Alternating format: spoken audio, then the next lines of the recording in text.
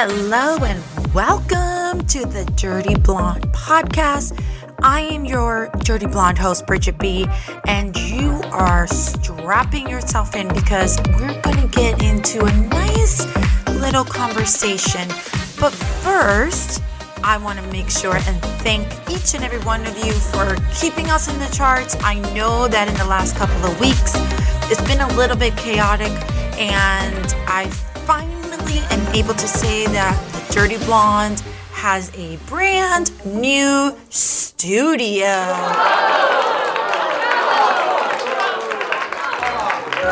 Where things are going to get interesting, fun, and sexy, because now I have my own space and my producers can't yell at me anymore. So grab that cocktail or listen while you're driving, or if you're cooking, whatever it is, strap yourself in and let's get started. So as mentioned in the previous episode, we're starting off our shows with fan question of the week. This is where you guys write in to the Instagram or Twitter at Dirty Blonde, or you email us at team@dirtyblonde.com, and I come here and I answer it for you.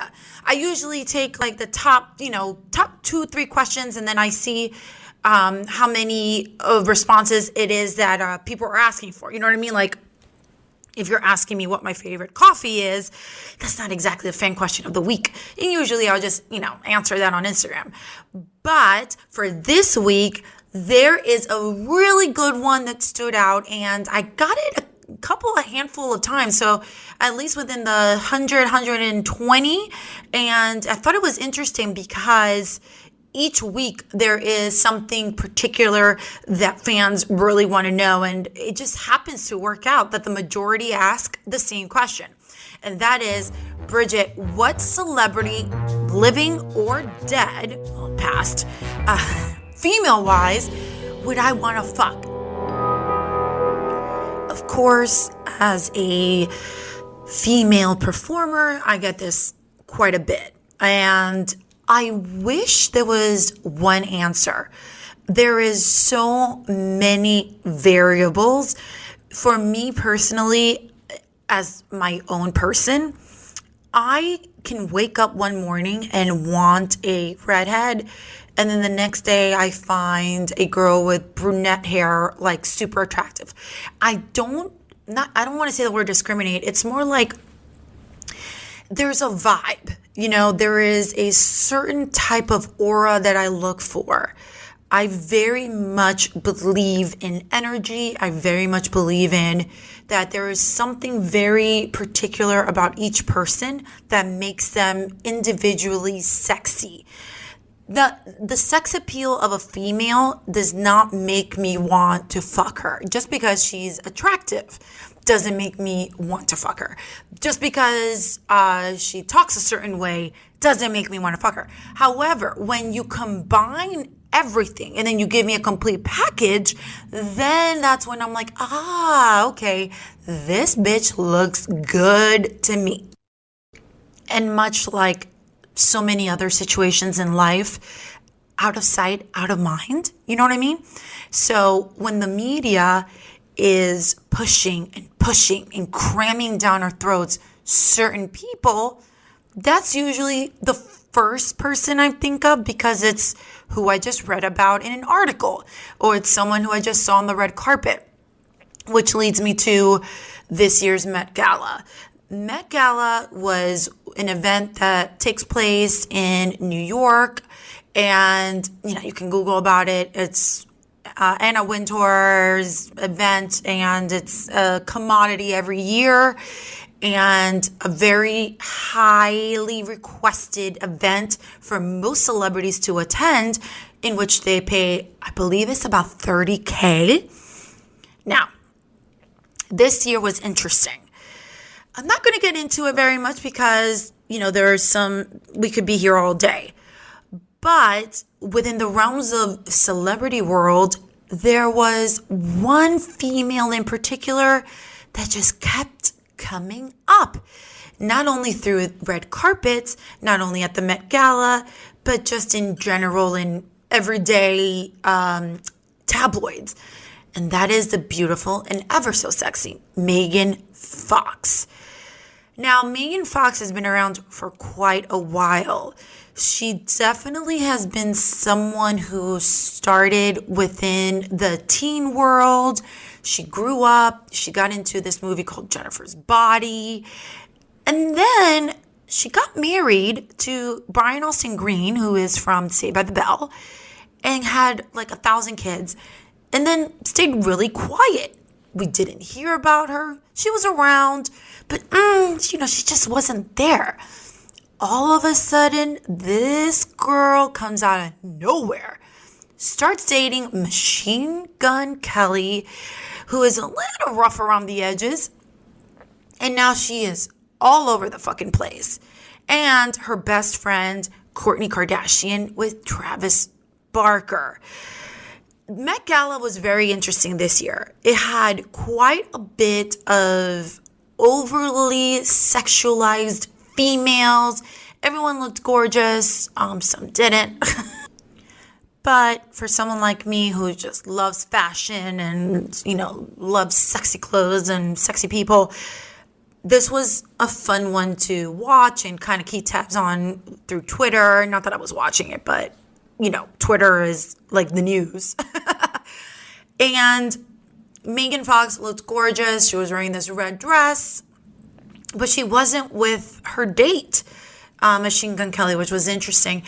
Anyway, so when I'm looking at her, at the same time, I was kind of looking into some of the questions because every nightly I like to dig in and take a look at what fans are saying through the Instagram and Twitter.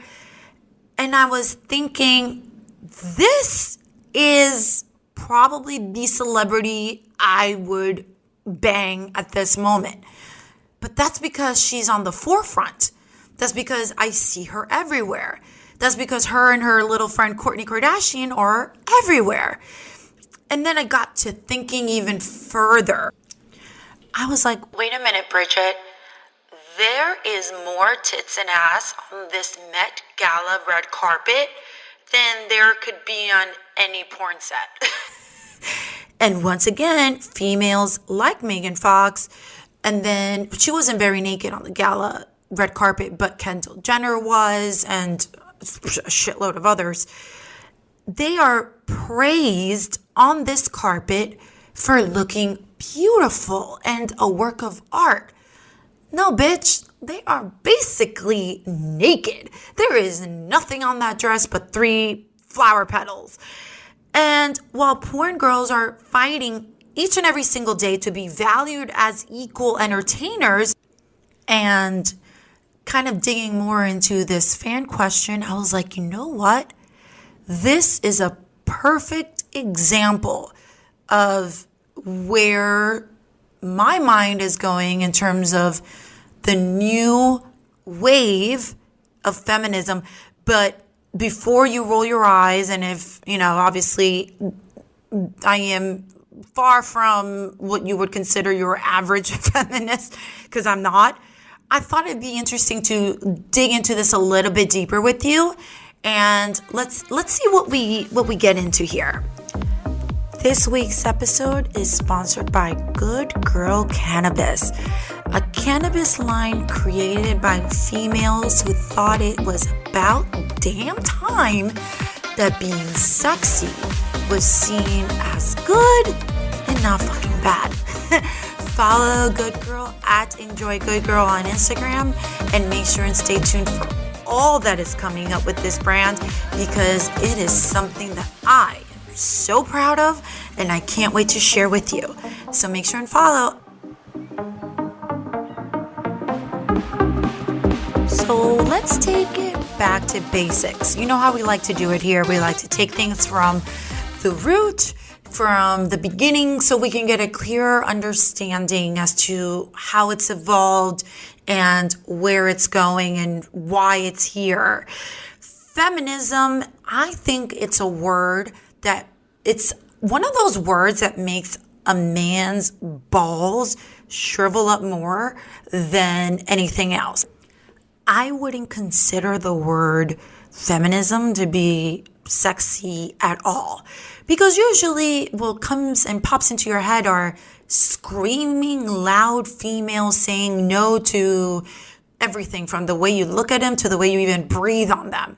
That's my take on it. I'm not going to change my views. That's just how I feel.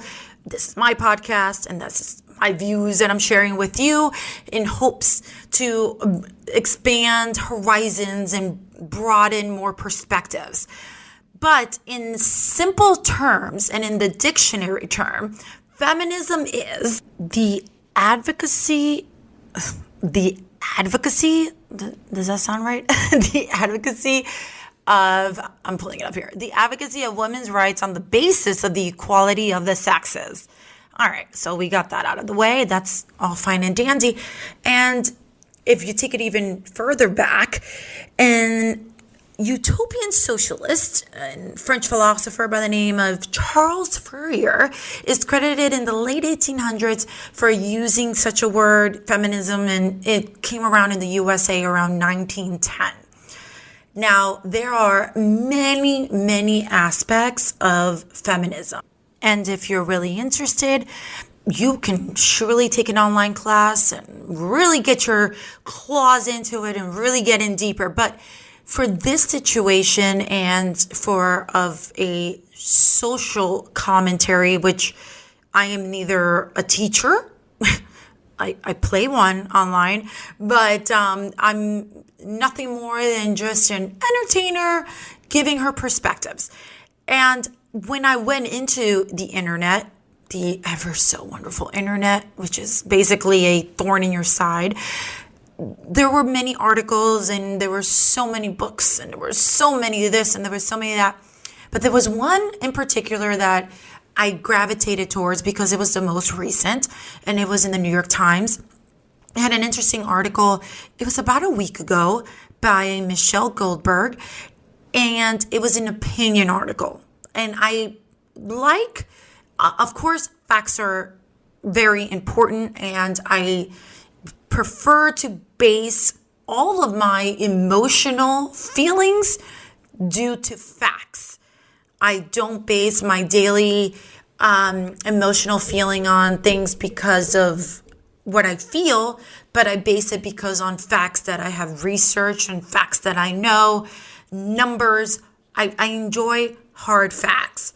But when it comes to this particular topic, I thought that a female-based opinion was a little bit more interesting to kind of dissect, especially one that might be completely opposite of mine.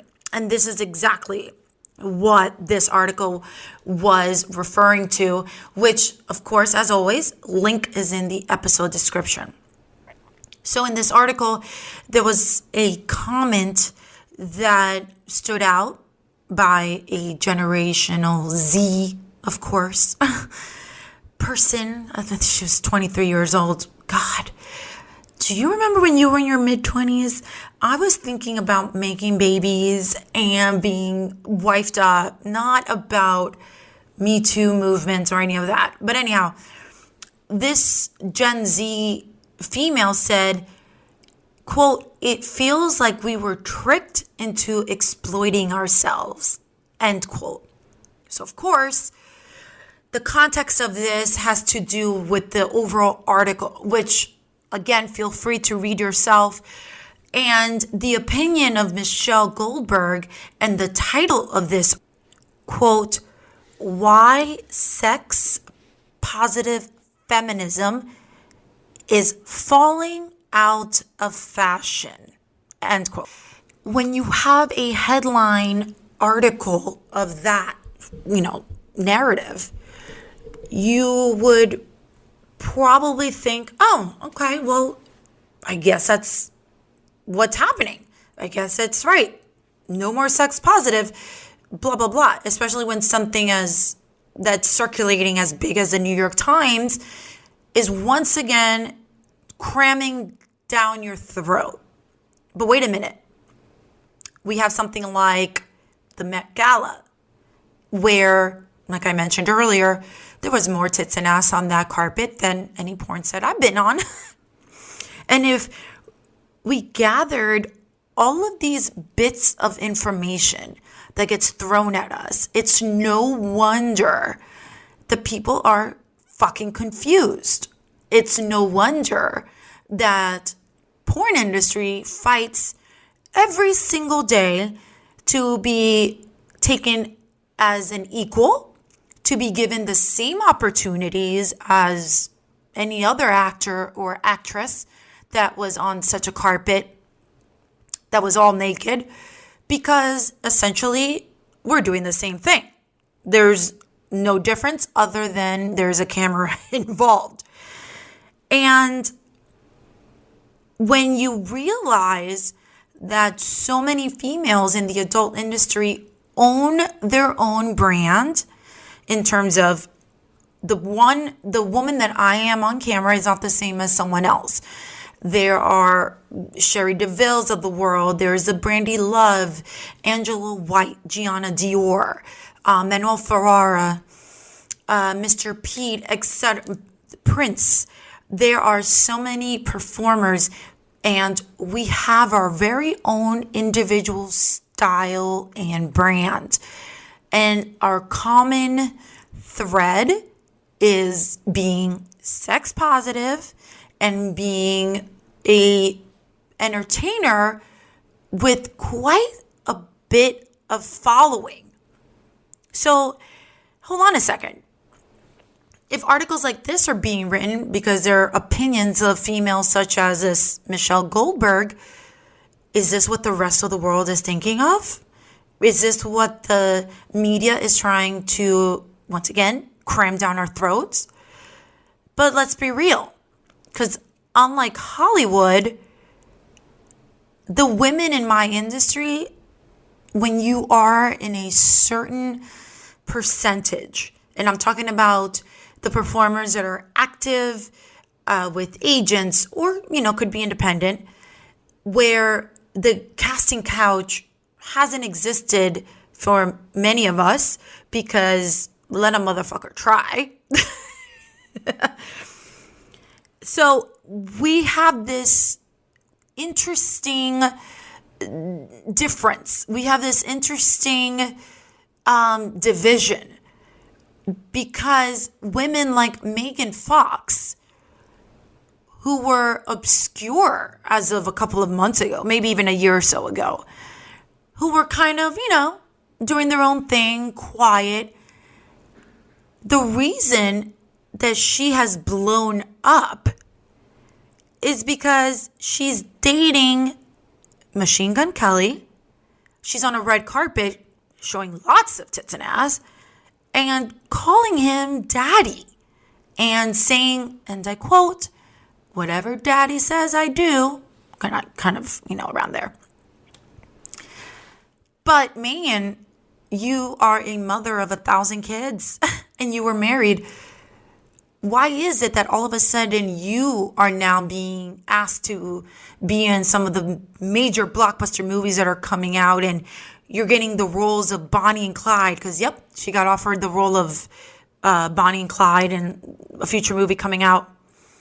And her relationship with Machine Gun Kelly is one of extreme sexually forward, where she's grabbing his dick on the carpet and, they're kissing with their tongues open, which, by the way, Pamela Anderson and Tommy Lee started that. Thank you very much. And then there's her best friend, her bestie, Kourtney Kardashian, another mother of 1,000 kids, previously linked to Scott Disick, who is a train wreck, but funny. Him and Khloe are hysterical. Her claim to fame currently is making out hardcore on every single corner and street in America and in Italy, where you think they were on some Molly or MDMA or something, because that is what's put her in the news recently. Kourtney Kardashian making out with Travis Barker all over the place and spreading eagle on some gondola or something. And then Scott DMing her ex saying, what's up with this girl? Yet Kourtney has been in the media quite a bit, obviously for years because of their show and because, oh, that's right, her sister, Kim Kardashian, made a sex tape, which gave the whole family an entire career. Oh, so in this article in the New York Times that Michelle Goldberg had her opinion on and saying that sex positive feminism is, not being popular anymore.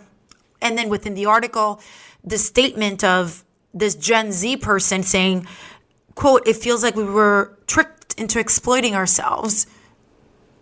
Well, indeed, the very thing that is blowing up currently, Kourtney Kardashian and Megan Fox, and putting them on every single red carpet and putting them in some of the biggest blockbusters that are coming in, and Kourtney Kardashian having a brand new show on Hulu, is in fact the very exploitation of their sexuality. Now, I don't know about you, but whatever Kourtney's on with Travis Barker, sister, bring it over. That shit is like, can you go get a room? I don't care. I could care less.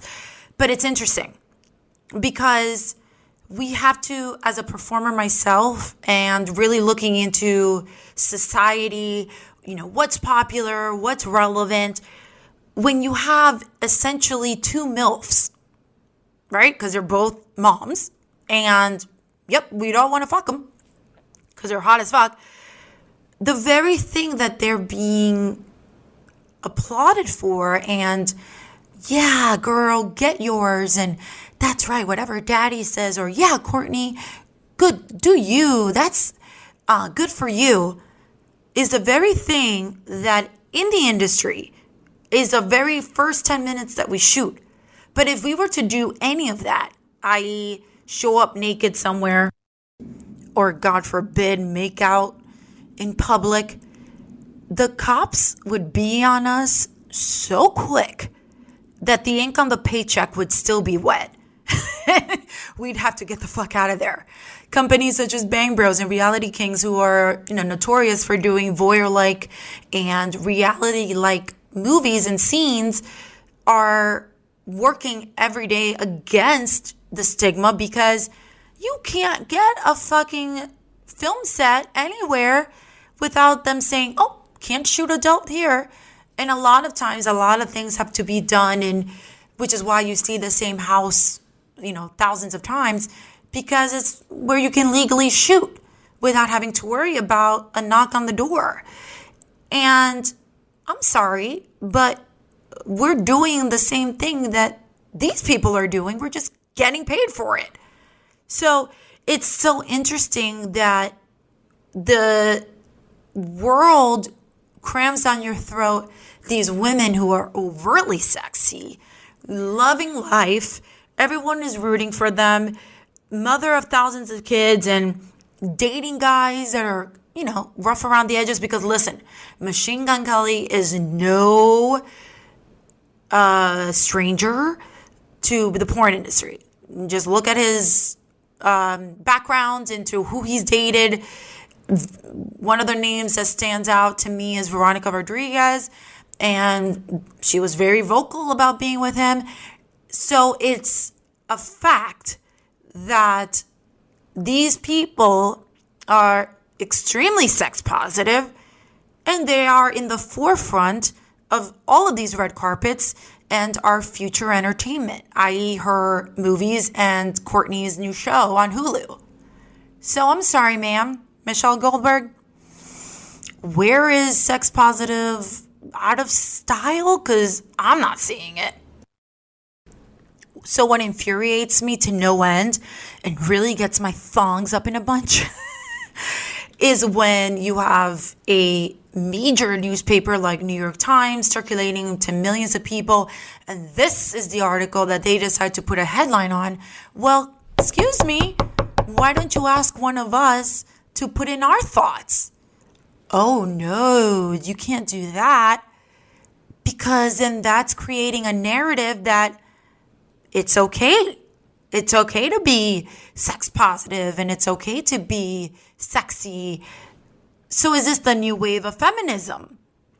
Is a woman like Megan Fox, who is up and down the red carpets in the way she is, and Kourtney doing what she's doing, the new wave? I'm going to say no, because there's nothing that these two sexy bitches aren't doing that women like me in the industry haven't been fighting for and standing up for ages.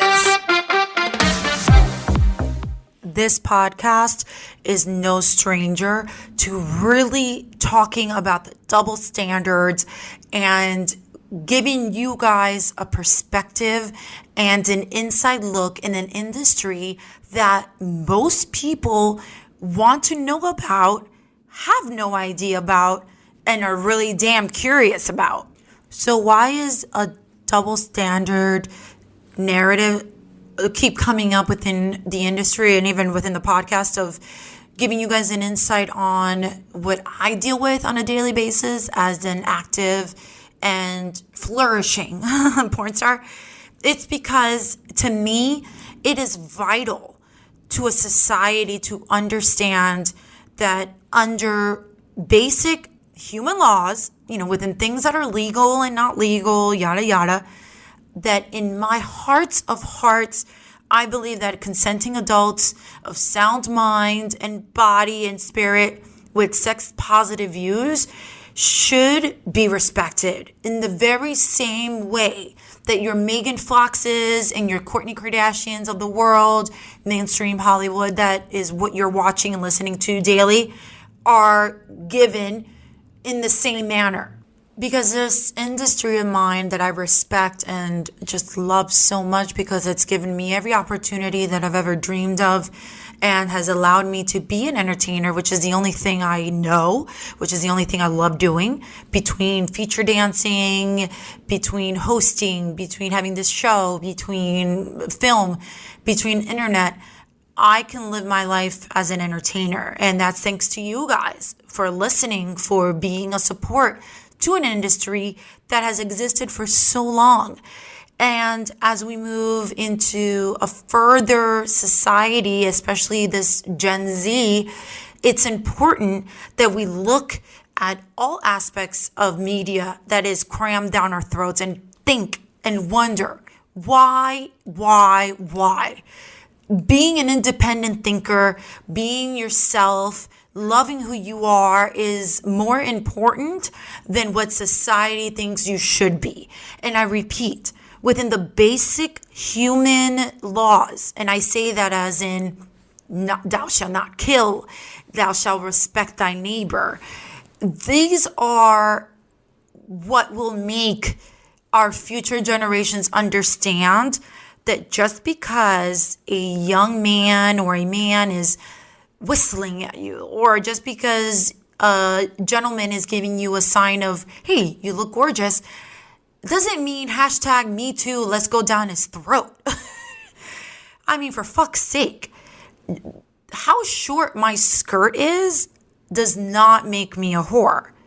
The way you view me is what makes me a whore. So what we need to do is educate our futures, educate these generations, educate each other to understand that just because a female is walking around naked, or just because a girl is making out with her dude in front of everyone and enjoying life and being just, awesome, doesn't mean that you should be hating on them. It just means, hey, look the other way.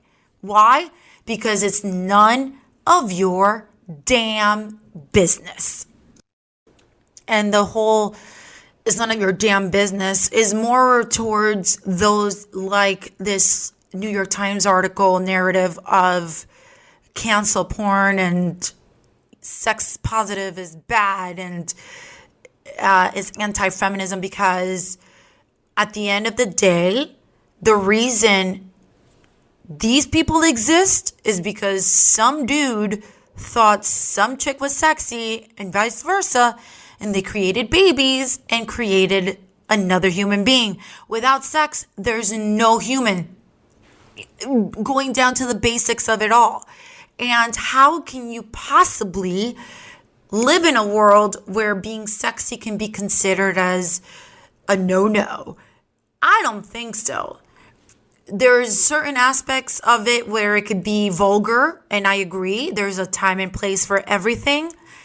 But hey, Cardi B did it with WAP. Lizzie with the Truth Hurts chick.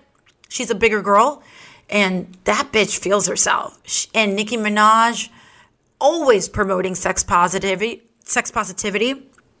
And that's the shit I love. That is what I look forward to when it comes to women being strong and women being feminine. And the more events like the Met Gala, like mainstream, where you see it constantly on your Instagram and Twitter and red carpets, embrace the popularity of entertainers such as myself, the more the world can respond in a way that is sex positive. And we can do more as an industry than any other celebrity. There's a reason why Pornhub is one of the top viewed websites in the entire world. For fuck's sake, this year's Met Gala had YouTubers, YouTubers. And this one chick named Addison Rae, who's like a TikTok star. Oh, that's right.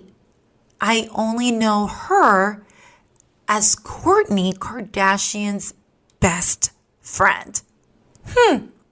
Go figure. So to sum up the fan question from earlier, who would I bang? I would say at this point, I would take Megan Fox and Kourtney Kardashian in a three-way while Travis and Machine Gun Kelly watched. Because those boys just aren't my type. But these girls are fucking hot. And that's a wrap, ladies and gentlemen. Thank you so much for listening to this week's episode of the Dirty Blonde Podcast. It is my pleasure to entertain you weekly and weekly. Now with the new studio, we are back into regularly scheduled programming. So stay tuned to next week's episode. And until then, binge, listen to all the episodes and the archives and anything that you have a question about. You'll probably find it in the link descriptions in the episode below. In the episode description links. Listen, it's Friday, and I'm going to have another glass of wine. Thank you guys again, and until next week, stay dirty. Mwah. Bye.